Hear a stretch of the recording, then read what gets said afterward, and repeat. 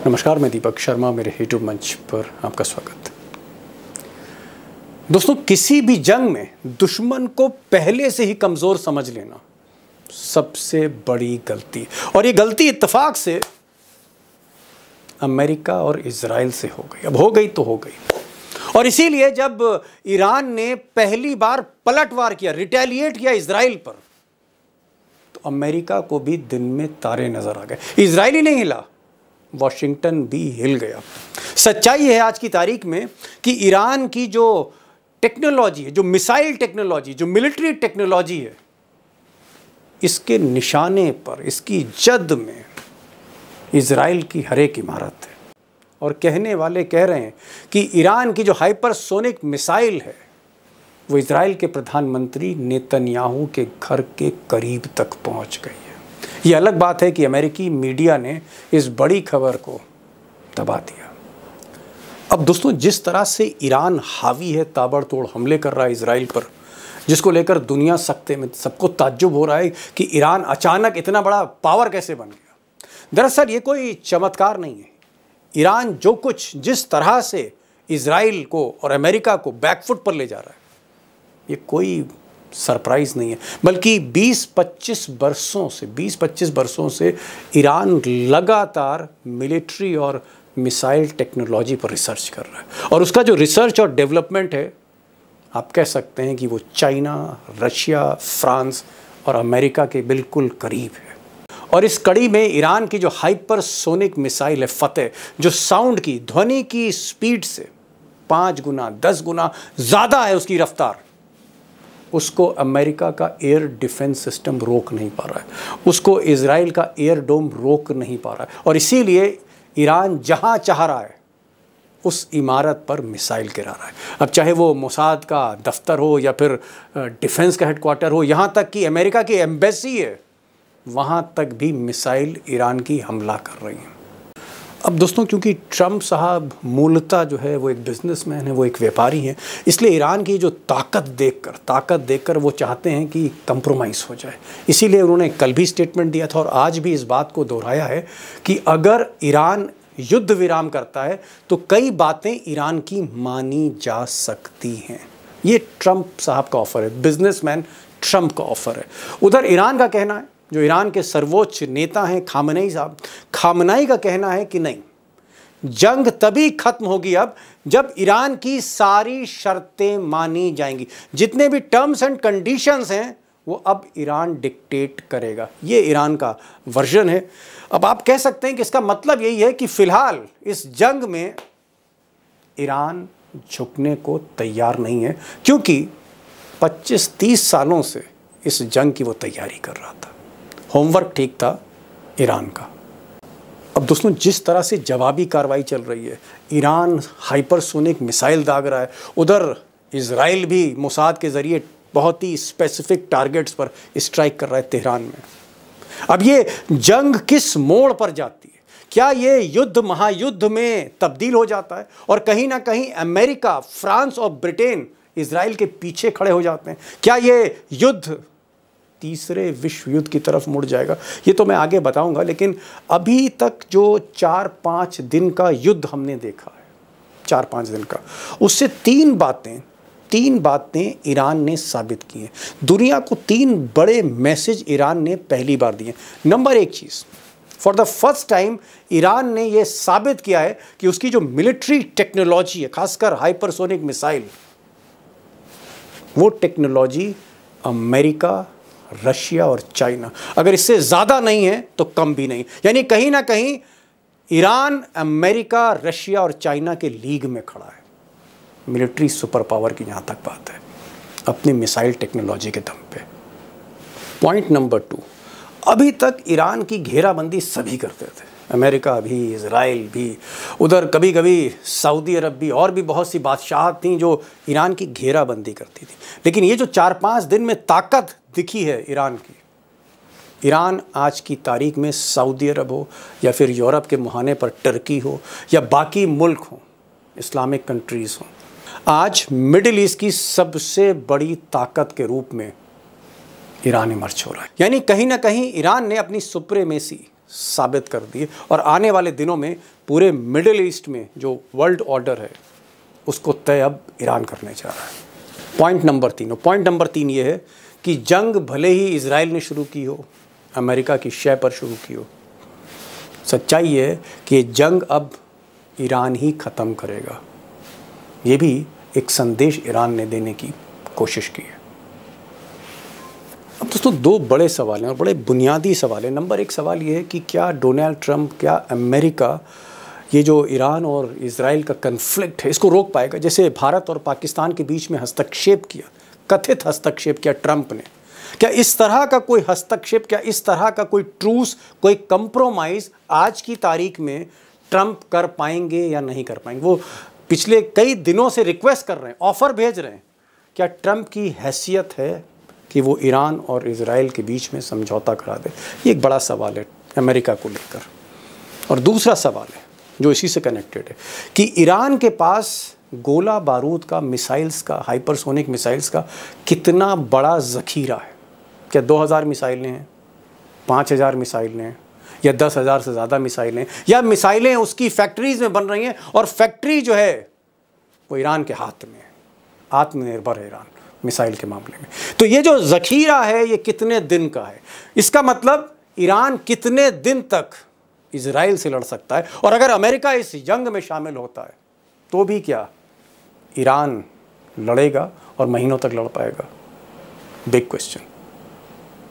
अब दोस्तों जंग भी बड़ी है, बड़ी पेचीदा है, इसलिए सवाल भी बड़े मुश्किल हैं और इनका जवाब मैं अकेले नहीं दे सकता हूँ। इसलिए आज मैंने एक ख़ास मेहमान को बुलाया है, एम ए काज़मी साहब। एम ए काज़मी साहब पिछले आप कह सकते हैं 25-30 वर्षों से मिडिल ईस्ट पर पूरा फोकस कर रहे हैं। सऊदी अरब की राजनीति क्या है, इजराइल में क्या हो रहा है, फ़िलिस्तीन में क्या हो रहा है, ईरान क्या कर रहा है। और सिर्फ ऐसा नहीं कि स्टूडियो से कवर कर रहे हैं, वहाँ जाकर कवर कर रहे हैं, कई बार जा चुके हैं और बड़ी इन डेप्थ नॉलेज, भीतर तक की जानकारियाँ उनके पास है। आज मैंने उनको बुलाया कि काज़मी साहब आप आइए और आपका जो नॉलेज है मैं चाहता हूँ आप दोस्तों के साथ शेयर करिए। तो काज़मी साहब को सुनिएगा।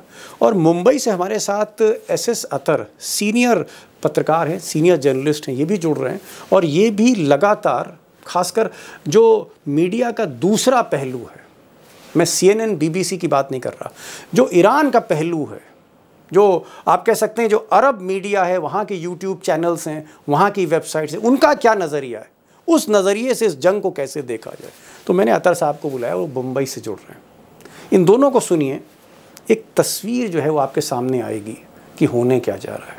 वर्ल्ड वॉर 3 या फिर ट्रंप इस जंग को रोक देंगे या फिर ईरान मानेगा नहीं, झुकेगा नहीं, या फिर इजराइल के पास कोई नई गोट हो। समझने की कोशिश करिए, दोनों को सुनिए, गौर से सुनिए। काज़मी साहब भाई आपकी तो मतलब 24 घंटे मैं कहूँ 24/7 आप फोकस रहते हैं मिडिल ईस्ट पर, उसके डेवलपमेंट को आप लाइव कवर भी करते हैं। मेरा जो सवाल है काज़मी साहब, सवाल मेरा ये है क्योंकि आप इजराइल और ईरान या फिलिस्तीन या फिर सऊदी अरब पिछले कई दशकों से आपका फोकस है, कई मर्तबा आप मिडिल ईस्ट गए हैं, वहाँ से आपने रिपोर्टिंग करी है। मैं ये जानना चाह रहा हूँ कि क्या ईरान के पास जो टेक्नोलॉजी, खासकर मैं हाइपरसोनिक मिसाइल फतेह की बात कर रहा हूँ, इस तरह की टेक्नोलॉजी का इल्म नहीं था इजराइल को? क्या इजराइल को और अमेरिका को इस बात का एहसास नहीं था कि जो जवाबी हमला होगा उनके आयरन डोम को जो है भेद देगा, उनके सारे एयर डिफेंस सिस्टम को जो है उसकी धज्जियां उड़ जाएंगी और सीधे सीधे मिसाइलें जो है छाती पर आके गिरेंगी इजराइल की? मोसाद पर हमला हो रहा है, खबरें ये भी आ रही हैं कि हाइफा में जो पोर्ट है जिसको मिस्टर अडानी रिकंस्ट्रक्ट कर रहे हैं, वहां पर भी जबरदस्त तबाही हुई है। तो तेल अवीव जो राजधानी है उसके भीतर धंस जाना और हाइपरसोनिक मिसाइल का कहर डालना, क्या इसके बारे में CIA को जानकारी नहीं थी, मोसाद को जानकारी नहीं थी? मुझे ऐसा लगता है उन्हें इल्म तो था, लेकिन शायद ये समझ रहे थे कि ईरान धमकी में आ जाएगा, ईरान जवाबी कार्रवाई नहीं करेगा, ईरान डर जाएगा। वो उनका कैलकुलेशन जो है वो गलत साबित हुआ और जिस तरह से जवाबी कार्रवाई हुई, देखिए ताज्जुब की करने की बात है, शायद दुनिया का कोई मुल्क कर सके एक ही दिन में उनका IRGC का सरबराह भी मारा जाता है, फौज का सरबराह भी मारा जाता है, उसी दिन शाम होते होते नए ओहदेदारों को अपॉइंट कर दिया जाता है लीडर के जरिए, और रात में जवाबी हमला, और रात में जवाबी हमला हो जाता है। यानी इतनी तेजी से रीग्रुप करना, रीऑर्गेनाइज करना अपने पूरे डिफेंस सिस्टम को, ये दुनिया शायद नहीं समझ रही थी। असल में सबसे बड़ी गलती जो ईरान के बारे में वेस्टर्न जिम्मेदारों की है, वो ये समझते हैं कि ये मौलवी हैं, सर पे अमामा लगाते हैं, इन्हें क्या मतलब दुनिया की पॉलिटिक्स का। ये इतनी मजबूती से चल रहे हैं कि तमाम पाबंदियों के बावजूद इतनी तरक्की कर रहे हैं। अगर मैं ये कहूं कि भारत से लेकर के ईस्टर्न यूरोप तक किसी मुल्क की डिफेंस इंडस्ट्री ने इतनी और भी तरक्कियां की हैं, डिफेंस इंडस्ट्री ने जितनी तरक्की ईरान ने की है, इसके बराबर कोई और मुल्क नहीं है जो इंडिजिनस अपना सब कुछ बना रहा है। तो ये बड़ी बात जी, बड़ी बात काज़मी साहब ने कहा कि हम हिंदुस्तान डिफेंस कॉरिडोर की बात कर रहे थे, आत्मनिर्भर होने की बात कर रहे थे। हम 25 साल से चाह कर भी, पूरे हिंदुस्तान का आवाम चाहता था कि हम एक जेट इंजन बनाएं और अपने फाइटर प्लेन, जो हमारे फाइटर प्लेन्स हैं, चाहे वो LCA हो या एमका जो है नया, इन फाइटर प्लेन्स में हम वो इंजन फिट करें। हम इंजन नहीं बना पाए 25 साल से, लेकिन काज़मी साहब कह रहे हैं कि पिछले 15 या 20 साल में ईरान ने वो तरक्की की है, खासकर मिसाइल टेक्नोलॉजी में, कि आज अमेरिका की आंखें फटी की फटी रह गई। इजराइल बैकफुट पर है। चीन और रूस भी कहीं ना कहीं ये चाहते हैं कि इस तरह की टेक्नोलॉजी उनके साथ भी आके जुड़ जाए। तो ईरान ने कहीं ना कहीं एक चमत्कार को किया है, मतलब जिस तरह से उसने ताकत दिखाई है। और मैं आगे पूछूंगा काज़मी साहब कि ये फतेह मिसाइल पर ही ईरान की दुनिया खत्म हो रही है, या ये तो एक ट्रेलर है, पिक्चर अभी आना बाकी। मैं पूछूंगा आपसे, लेकिन मैं अतर साहब के पास आ रहा हूँ। अतर साहब के बारे में बताना चाहूंगा कि चाहे वो अरब दुनिया का कोई अखबार हो, कोई वेबसाइट हो, कोई चैनल, उसको पूरा मॉनिटर करते हैं 24 घंटे और काफी जानकारियां रखते हैं। ये जो खबरें आ रही हैं कि बहुत सेलेक्टेड स्ट्राइक्स हैं, मैं हाइफा पोर्ट की बात नहीं कर रहा हूँ, ये जो 4-5 जगह मोसाद पर, डिफेंस हेडक्वार्टर पर, उनके विदेश मंत्रालय पर, उनके जो है प्राइम मिनिस्टर के रिहाइश पर वहां हमला हुआ, ये खबरें कितनी सही हैं? स्टोरी क्या है, सच्चाई क्या था साहब? जिस तरह से इजराइल ने अटैक किया ईरान के ऊपर में, ईरान उसी तरह से टिट फॉर टैट की रणनीति के हिसाब से अटैक कर रहा है। अगर वो हॉस्पिटल पे अटैक करे, सपोज कीजिए इजराइल, तो ईरान भी जाकर के उसके हॉस्पिटल पे अटैक कर रहा है। ईरान के अगर डिफेंस मिनिस्टर पे, मंत्रालय पे, माफ कीजिएगा, डिफेंस मंत्रालय की जो बिल्डिंग है, अगर उस पर इजराइल ने हमला किया ईरान के ऊपर में, तो ईरान भी जाकर के वैसे ही विदेश मंत्रालय की जो बिल्डिंग्स है इजराइल की, उस पर जाकर हमला कर रहा है। आप जो जिस बिल्डिंग की आप बात कर रहे हैं कि ये बिल्डिंग मोसाद का हेडक्वार्टर या आर्मी का हेडक्वार्टर, ये सबको उड़ा के रख दिया है ईरान ने। और क्योंकि ईरान की जो टेक्नोलॉजी है, ये और नेतन्याहू वाली खबर में कितना दम है कि नेतन्याहू पर ऐसे हमले की कोशिश हुई है? मैं उसी पे आ रहा हूँ, मुझे थोड़ा सा वक्त दीजिए, मैं 20 सेकंड का। अगर नेतन्याहू के घर पे हमला नहीं हुआ होता तो नेतन्याहू को ये कहने की जरूरत क्या थी दुनिया से कि मुझे मारना चाह रहा है ईरान? आज का आप उठा के देख लीजिए, नेतन्याहू ने आज बयान दिया है, उनका एक वीडियो आया है जी, हाँ, कि मुझे मारना चाह रहा है ईरान, हमारे बेडरूम तक घुस गया है ईरान। मतलब इस तरह की बातें मीडिया में भी निकल के आ रही हैं। तो ये अपने आप में चीजें बता रही हैं कि 100% खुद कंफर्म कर रहा है इजराइल कि उनके ऊपर में ये अटैक हुआ है, और जितनी भी बिल्डिंग्स हैं इस तरह की जो डिफेंस से जुड़ी हुई है इजराइल के, उसको तबाह करके उड़ा करके रख दिया ईरान ने। जी। एक अतर साहब, एक सवाल और, एक जो मैं ईरान की कुछ वेबसाइट्स देख रहा था और भी कई चैनल्स देख रहा था, उसमें खबर ये आ रही है कि अभी जो जिस तरह का हमने हाइपरसोनिक मिसाइल देखी है, जो टेक्नोलॉजी हमने ईरान की देखी कि सबमरीन से, पनडुब्बियों से समंदर के अंदर से जो है उसने मिसाइल दागी और आयरन डोम को भेज दिया, क्या ये अभी ट्रेलर है? क्या इससे बड़ा जखीरा है, इससे बड़े भी वेपन्स उनके पास हैं जो अभी ईरान ने इस्तेमाल नहीं किए?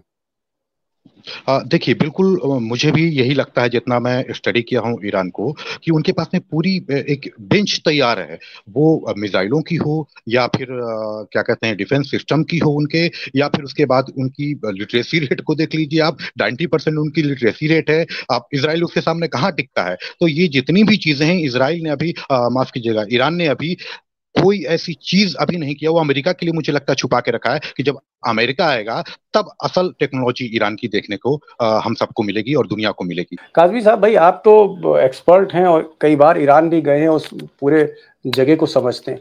ये कह रहे हैं कि अभी जो मिसाइल्स हमने देखी, अभी जो हमला हमने देखा, अभी जो हथियार जो इजराइल पर जो बमबारी कर रहे हैं, ये अभी 20% है ईरान का। ईरान की जो टेक्नोलॉजी है मिलिट्री की, वो और कहीं ज्यादा, कई कदम आगे है। और अगर अमेरिका इसमें इन्वॉल्व होता है या फ्रांस इन्वॉल्व होता है, उसके बाद असली आतिशबाजी हम देखेंगे। अभी तो कुछ पटाखे निकाले हैं, बम तो अभी अलमारी में बंद हैं। ये बात सही है क्या? क्या फतेह जैसी हाइपरसोनिक मिसाइल, इससे भी उम्दा टेक्नोलॉजी है आर्मी की, मिलिट्री की उनके पास? वो इस बात को कहते रहे, वो इस हद तक भी कहते हैं कि हमारे पास न्यूक्लियर बम के अलावा भी कुछ ऐसा है जो शायद न्यूक्लियर से भी आगे है। उस तरह की चीजें वो कहते हैं, दावा करते हैं। इसके अलावा मैं एक चीज और बताऊं, आपने अब तक तकरीबन ये 18-19 महीने की जंग देखी है। इस जंग में एक तरफ इजराइल को दुनिया भर से हथियार आते हुए देखें, क्या कभी आपने हमास को या हुथी अंसारुल्लाह को कहीं से हथियार आते हुए देखें? लेकिन फिर भी वो लड़ रहे हैं लगातार। ये इंडिकेट करता है कि ऐसे उनके पास स्टॉक हैं एक्सिस ऑफ रेजिस्टेंस के। प्लस सिर्फ स्टॉक नहीं है, पहाड़ों के जरिए एक दूसरे से सुरंगों के जरिए कनेक्ट हुए हुए हैं। मेरा अपना अंदाजा ये है, क्योंकि जब इजरायली कैदियों को छोड़ा गया, आपने देखे वो वीडियो, वो जो लड़ाके निकल के आए हमास के, किसी का चेहरा कमजोर नजर आया क्या वो इतने मजबूत नजर नहीं आए कि उन्हें खाना दोनों टाइम का मिल रहा है? क्या उनके पास इजरायली हथियार जो उन्होंने छीने हैं वो उन्होंने डिस्प्ले नहीं किए? उनका कॉन्फिडेंस बिल्कुल नई 4x4 कारों से निकल करके आए। तो ये इतनी तैयारियां कोई एक दिन की नहीं है, और इन्हें मालूम है कि हम किस दुश्मन से हमें लड़ना है। तो उसी तरह से उनकी तैयारियां भी हैं। तो अभी तक ये जितनी एक्सेस ऑफ रेजिस्टेंस है, कहीं से कोई हथियारों की खेप आती हुई है देखी है आपने इस 20 महीने में? लेकिन ये लोग लड़ रहे हैं, कहीं से तो लड़ रहे हैं ना। ईरान तो एक मुल्क है, एक सरकार है, और वो ऐसी सरकार है कि इतना बड़ा ज्योग्राफी भी उनके पास है, और उनके पास लड़ाके हैं, उनके पास साइंसदान हैं। देखिए, ईरान और अरब मुल्कों में एक बड़ा फर्क है।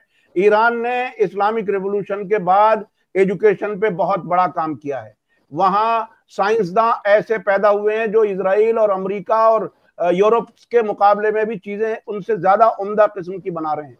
मुझे याद है लारीजानी ने, जो वहां के एक बड़े नेता हैं, 2 हफ्ते पहले उन्होंने मजाक के अंदाज में कहा कि ये लोग पागल हो गए, ये चाहते हैं कि हम फिजिक्स ना पढ़ें, केमिस्ट्री ना पढ़ें, हम फिल्में देखें, हम खेलों में बिजी रहें, तो हम खेलों में बिजी रहें। अब थोड़ा सा लार्जर अगर देखें तो पूरी दुनिया में ये वेस्टर्न मीडिया, ये सब हम लोगों को, हमारे नौजवानों को तालीम से दूर रख के बर्बाद करने का ही तो इंतजाम करते हैं। ईरान ने अपने यहाँ उन चीजों को कंट्रोल किया, तालीम पे, एजुकेशन पे काम किया, जिसके नतीजे में आज पूरे उस वेस्टर्न सिस्टम को अब ये टक्कर देने की हालत है। आप सही कह रहे हैं, क्योंकि मैं कल प्रोफेसर पाशा को सुन रहा था, और प्रोफेसर पाशा ने एक बात कही। उन्होंने कहा कि वहां सिर्फ 6 या 8 न्यूक्लियर साइंटिस्ट नहीं, हजारों न्यूक्लियर साइंटिस्ट हैं। ये बात उन्होंने कही थी। तो कहीं ना कहीं एक बात तो स्पष्ट हो रही है कि ईरान ने पिछले 25-30 वर्षों में अपनी टेक्नोलॉजी को कहीं ना कहीं इम्प्रूव किया है बहुत ज़्यादा। और इसके अलावा चाहे वो मिलिट्री टेक्नोलॉजी हो, या न्यूक्लियर साइंस हो, या फिर ड्रोन की टेक्नोलॉजी हो, या फिर एयर वॉरफेयर की टेक्नोलॉजी हो, इन सब में कहीं ना कहीं ईरान आज की तारीख में ना सिर्फ यूरोपीय देश बल्कि चाइना और रशिया के बराबर खड़ा है। और खबरें ये भी आ रही थी कि यूक्रेन की जब युद्ध चल रहा था रूस में, बहुत से असलहे, बहुत से हथियार, बहुत सी टेक्नोलॉजी ईरान ने प्रोवाइड करी रशिया को। दीपक जी, एक चीज मैं और ऐड करना चाहूंगा। अब से तकरीबन 1.5 साल पहले प्रेस टीवी ने एक रिपोर्ट दी थी बाकायदा कि 50 मुल्क हैं कम से कम दुनिया के जो ईरान से या तो हथियार ले रहे हैं या हथियार लेने वालों की कतार में हैं। मुझे तो ऐसा लगता है कि जो पूरी दुनिया में आर्म्स इंडस्ट्री और वो जो पूरी मंडी वेस्ट के हाथ में है, वो मंडी भी ईरान जो है वो छीन लेगा, डोमिनेट करेगा। जी बिल्कुल। खैर, ये परफॉर्मेंस देखनी पड़ेगी कि इजराइल में किस तरह की परफॉर्मेंस होती है। एक सवाल और, उसके बाद मैं अतर साहब के पास आऊंगा आखिर में। एक चीज मैं काज़मी साहब आपसे जानना चाह रहा था। देखिए, ईरान से हमारे अच्छे ताल्लुकात रहे, यहाँ तक कि जो खोमेनी फैमिली है वो भी हमारे उत्तर प्रदेश में अवध से ताल्लुक रखती थी, जो रिवॉल्यूशन जिसने किया था। तो ईरान के और हिंदुस्तान के बड़े पुराने संबंध हैं, दोनों देशों का एक दूसरे के प्रति रिस्पेक्ट भी है। और ईरान तो हमें हमेशा सस्ता तेल भी देना चाहता था कि 3 गुना सस्ता तेल लीजिए, आप हमसे दिल खोल के तेल लीजिए, टेक्नोलॉजी लीजिए, लेकिन बीच में अमेरिका सैंक्शंस लग गए। मैं एक चीज जानना चाह रहा हूँ, जहां तक ईरान और हिंदुस्तान की बात है, मैं उस पर बात नहीं कर रहा हूँ, ये जो बीच में पाकिस्तान घुस रहा है, पाकिस्तान जो हमदर्द बन रहा है ईरान का, पाकिस्तान एक तरफ चीन के साथ है, दूसरी तरफ अमेरिका के साथ गोद में बैठा है। हमने देखा सीज फायर जिन परिस्थितियों में हुई और ट्रंप ने जिस तरह से बैक किया पाकिस्तान को क्या दूर किया जा सकता है? क्या रशिया और हिंदुस्तान और ईरान मिलकर पाकिस्तान को दूर कर रहे हैं? और क्या पाकिस्तान जो ईरान के करीब जा रहा है, क्या ये एक अमेरिकन गेम है? ये अमेरिकन गेम है? देखिए, अमेरिका का प्रॉक्सी बन के जा रहा है वहां पर। मैं ये चाह रहा हूं पाकिस्तान का क्या रोल है, क्या पाकिस्तान को दूर किया जा सकता है? क्योंकि अगर पाकिस्तान दूर नहीं होगा तो ईरान और हिंदुस्तान जो दो आप कह सकते हैं डेवलपिंग मुल्क हैं, वो फिर कैसे एक होंगे? पाकिस्तान के रोल पे मैं जानना चाह रहा हूं। देखिए, पाकिस्तान इमीडिएट पड़ोसी है उनका, और कल्चरली भी नजदीक है, और पाकिस्तान खुद एक तरह से विदेशी पैसे से चलती हुई इकोनॉमी है। तो वो तो सहारा चाहते हैं कि ईरान से हमारे ताल्लुकात ठीक रहें, वो एक अलग एक चीज। भारत और ईरान के ताल्लुकात बहुत अच्छे थे, रहे, और ईरान चाहता है ताल्लुकात अच्छे रखने। कल्चरली भी उनके यहाँ से इनकलाब के बाद में स्टूडेंट्स वो लोग प्रायोरिटी देते थे कि भारत में पहुंचे, ताकि जो कल्चरल डिफरेंस है यूरोप और ईरान का वो ना हो, और अपने कल्चरली नजदीक मुल्क भारत को मानते थे। लेकिन भारत को ट्रस्ट गेन करना पड़ेगा ईरान का।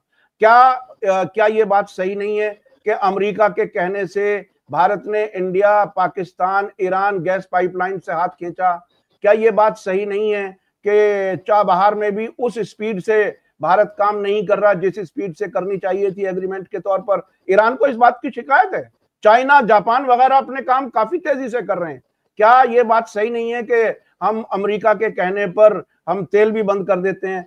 हमारा भारत इतना बड़ा मुल्क है, हमें अपना सेल्फ एस्टीम, सेल्फ रिस्पेक्ट और अपनी हैसियत हमें मालूम होनी चाहिए। हम जहनी तौर पर अगर गुलाम हो जाएंगे, अगर हमारे यहाँ से अमेरिका और यूरोप से पढ़े आने वाले बच्चे ब्यूरोक्रेट्स बनेंगे और फैसला करेंगे उसी वेस्टर्न नैरेटिव से, तो कैसे सेल्फ कॉन्फिडेंस आएगा? भारत को अपना असर्टिवनेस दिखाना चाहिए। और छोटे छोटे मुल्क, हमने अभी देखा कि भारत के लोग अमेरिका से आते हैं कड़ियों में, बेड़ियों में। कोलंबिया का प्रेसिडेंट कहता है कि मैं अपना जहाज भेजूंगा, ये हमें बेइज्जत करने का काम ना करें।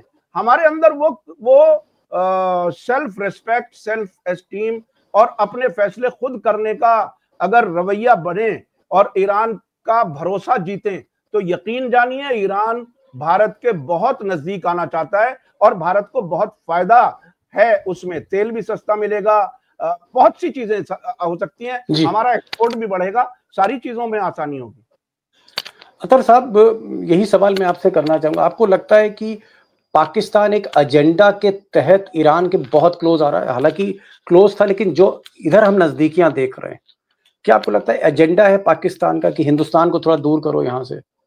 और क्या ईरान और हिंदुस्तान अगर करीब और आते हैं तो पाकिस्तान खुद डिस्टेंस हो सकता है? ये जो कांटा है क्या निकल सकता है? बिल्कुल निकल सकता है। मैं आपको इसको मैं थोड़ा सा आपके व्यूअर्स को भी बता दूं कि पाकिस्तान, हम सिर्फ पाकिस्तान ना बोले, मुझे बड़ा आपत्ति है आतंकी पाकिस्तान बोले, क्योंकि जब हम खुद ही आतंकी पाकिस्तान नहीं बोलेंगे तो दुनिया कैसे बोलेगी आतंकी?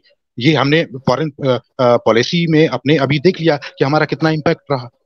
तो सबसे पहली चीज क्या है कि आप अभी तुरंत देखिएगा, जब वॉर खत्म हुई थी हमारी पाकिस्तान के साथ में, वॉर भी नहीं, जो एक क्राइसिस था हमारा बेसिकली, तो आप उठा के देखेंगे कि जनरल मुनीर जो है पाकिस्तान का आतंकी जनरल, वहां का शहबाज शरीफ, ये क्यों गए थे वहां तुरंत?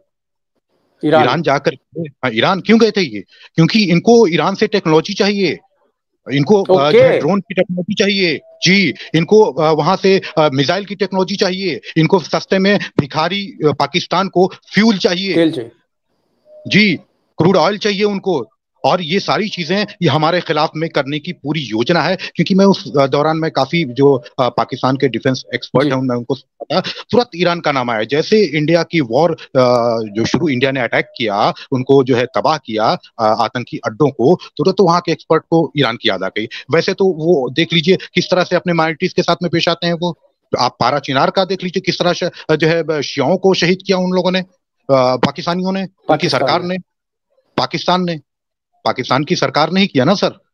मैं तो उनको ही आतंकवादी मानूंगा, क्योंकि उनकी जो सेना है और सरकार है दोनों मिली हुई है। वो तो प्रॉक्सी है सरकार। मतलब आप ये कह रहे हैं कि ईरान एक शिया मुल्क है और पाकिस्तान शियाओं पे जुल्म ढा रहा है, वो कैसे एक नेचुरल अलाई हो सकते हैं, आप ये कह रहे हैं?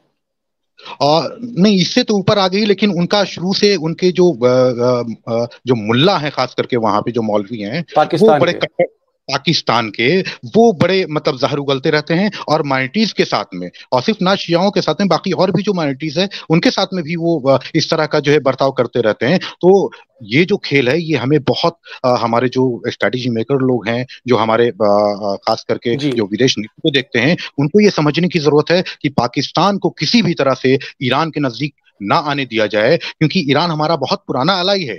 ईरान हमें जो है फ्यूल दे सकता है सस्ते में, ईरान हमें टेक्नोलॉजी दे सकता है, ड्रोन, वहां की मिसाइल्स की जो हाइपरसोनिक मिसाइल है उसकी टेक्नोलॉजी भी दे सकता है हमें। मिडिल ईस्ट में ही अगर हम बात करें तो 1 करोड़ लोग हमें जो है वहां पे नौकरी करते हैं, भारतीय लोग। इजराइल में क्या करते हैं जनाब? इजराइल तो हमसे पैसा लेता है, हथियार देता है, और वो पुरानी टेक्नोलॉजी है इजराइल में। अब तो नया समय जी मैं समझ गया, समय खत्म हो रहा है। लास्ट क्वेश्चन मेरा जो सवाल है बहुत बुनियादी सवाल है, मैं थोड़ा सा ब्रीफ में जवाब चाह रहा था। आपको क्या लग रहा है कि इस युद्ध में, ये जो युद्ध इस वक्त है जहां दोनों तरफ से बमबारी हो रही, दोनों तरफ से तबाही है, और जाहिर तौर पर अगर इंसानियत के नाते से देखें तो युद्ध चाहे वो ईरान इजराइल का हो या फिर वो यूक्रेन रूस का हो, युद्ध नहीं होना चाहिए, क्योंकि अंततः आखिर में इंसान ही मारा जाता है।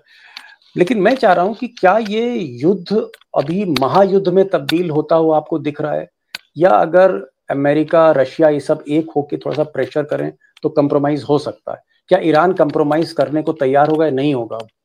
देखिए, ईरान की तरफ से जो रिएक्शन प्रेसिडेंट ऑफिस की तरफ से आया है वो ये कि जंग उन्होंने शुरू की है, खत्म करने का इख्तियार हक हमारे हाथ में है, हम फैसला करेंगे कब जंग खत्म होगी। एक बात। दूसरी बात ये कि नेतन्याहू जिस अंदाज में चाह रहे हैं कि पूरी दुनिया बदल जाए और पूरा मिडिल ईस्ट उनके हाथ में आ जाए, अब सीरिया को हड़प लो, अब लेबनान को भी हड़प लो, अगर उस इरादे से हर तरफ तबाही मचाने का इरादा रहेगा और इजराइल चाहेगा कि सब कुछ खा जाओ, वो अब ईरान ऐसा नहीं होने देगा, मुझे ऐसा लगता है। ऐसा लगता है। अतर साहब जी, अंतिम 1 ही मिनट बचा है। हाँ बिल्कुल।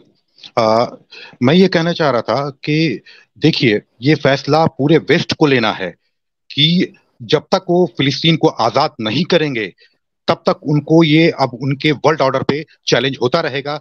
एक एक मिसाइल जो है ईरान की, वर्ल्ड ऑर्डर के जो पुराना वर्ल्ड ऑर्डर था उसको चैलेंज है, उस पे छाती पर एक एक मिसाइल विस्फोट कर रही है पुराने वर्ल्ड ऑर्डर के। तो ये उनको आपको सोचना पड़ेगा कि उनको हेजमनी चाहिए वेस्ट को, तो ईरान के साथ में बैठ के बात करें और फिलिस्तीन को आजाद करें। जब तक फिलिस्तीन को आजाद नहीं करेंगे तो फिर ये जंग रुकेगी और फिर दोबारा महायुद्ध होगा। क्या काज़मी साहब, आखिरी सवाल फिर पूछना ही पड़ेगा, उन्होंने कहा भाई जंग रोकना ही चाहते, क्या ईरान के पास वो असलहा, बारूद, मिलिट्री पावर और वो जखीरा है कि वो 1 महीने तक ये जंग लड़ ले? ऐसा है? एक महीने तक नहीं, बरसों तक लड़ सकता है। Oh my God! क्या आप सोच सकते थे? हमें ये बड़ा ताज्जुब होता है, जब ये जंग शुरू हुई थी अक्टूबर में, तो हमारे यहाँ के एंकर, जिसे मेन स्ट्रीम मीडिया कहा जाता है, ये कहते थे कि बड़ा सीक्रेट प्लान हमारे सामने है और इजराइल 1 हफ्ते में हमास को खत्म कर देगा। क्या ये पॉसिबल हो सका? क्या हमास से ये उम्मीद थी? वो जो 20 बरसों से घिरा हुआ था हर तरफ से, उसने अब तक इनको कोई कामयाबी नहीं आने दी। तो ईरान तो एक ऐसा मुल्क है जिसके रूस और चीन से भी अच्छे ताल्लुकात हैं और उसने अपने आप भी बहुत मजबूत खड़ा किया हुआ है, बरसों लड़ सकता है ईरान। इजराइल एक पट्टी है, अगर इसकी जोग्राफियाई हालत देखो तो कुछ भी नहीं है अगर अमेरिका उसको मदद ना करे। Got it. काज़मी साहब कह रहे हैं कि ईरान की जो सबसे बड़ी खासियत है कि 15-20 साल में इस पूरे मुल्क ने मिलिट्री टेक्नोलॉजी पर फोकस किया, न्यूक्लियर टेक्नोलॉजी पर फोकस किया, और मिसाइल में वो दुनिया के सबसे पहली कतार में आगे खड़ा हुआ है अमेरिका और फ्रांस के साथ। काज़मी साहब कह रहे हैं कि ईरान को हथियार किसी चीन से, किसी रूस से, किसी फ्रांस से लेने की जरूरत नहीं है। ईरान जो भी लड़ाई लड़ रहा है, जो भी गोला बारूद है, वो उसका खुद का है। जो हाइपरसोनिक मिसाइल्स हैं वो ईरान की अपनी है, और इस वजह से जो जखीरा है ईरान के पास, वो सिर्फ 1 हफ्ता या 1 महीने का नहीं, वो ये लड़ाई काफी लंबी खींच सकता है। यानी कहीं ना कहीं डिसाइड पूरी दुनिया को करना होगा कि इस जंग को क्या रोका जाए, या ये जंग जो है कहीं तीसरा विश्व युद्ध, 3rd वर्ल्ड वॉर में तब्दील ना हो जाए, महायुद्ध में तब्दील ना हो जाए। और अगर ऐसा होता है तो भारी नुकसान सबका ही होगा। और तीसरी बड़ी बात जो इस बातचीत में निकल के आ रही वो ये है कि हिंदुस्तान का रोल क्या होना चाहिए। हिंदुस्तान को क्या ईरान के अपने जो पुराने रिश्ते हैं उनको रिवाइव करना चाहिए, और इसलिए भी रिवाइव करना चाहिए क्योंकि हमारा एक पुराना साथी रूस और ईरान आज एक साथ है। जहाँ तक चाइना से बात है तो चाइना से हम 100 बिलियन से ज़्यादा डॉलर का सामान इंपोर्ट कर रहे हैं। पूरी दुनिया से जितना हम सामान इंपोर्ट नहीं कर सकते उससे कहीं ज़्यादा चाइना से कर रहे हैं। तो चाइना, रूस और ईरान, ये जो एक नया समीकरण बन रहा है, वर्ल्ड ऑर्डर बन रहा है, इमर्जिंग आप कह सकते हैं, दुनिया की ताकत उभर रही है, उसमें हिंदुस्तान को सिर्फ इतना देखना है कि पाकिस्तान को कांटे की तरह बाहर कर दें। और पाकिस्तान अपने आप कांटे की तरह बाहर हो सकता है जब हिंदुस्तान जैसा एक मजबूत देश ईरान से हाथ मिलाएगा। रूस उसके साथ पहले से ही खड़ा है। काज़मी साहब आप आए, अतर साहब आप आए, बहुत बहुत शुक्रिया। और मैं चाहूँगा कि जंग जैसे जैसे और आगे बढ़ती है मैं आपको फिर से बुलाऊंगा। और जो आज आप दोनों ने रोशनी डाली उसके लिए बहुत बहुत शुक्रिया। Thank you so much. आपने उन अंधेरों पे रोशनी डाली जो कहीं ना कहीं हमारी जो है नज़र में नहीं थे। Thank you so much for joining this programme. Thank you so much mister Attar, mister Kazmi.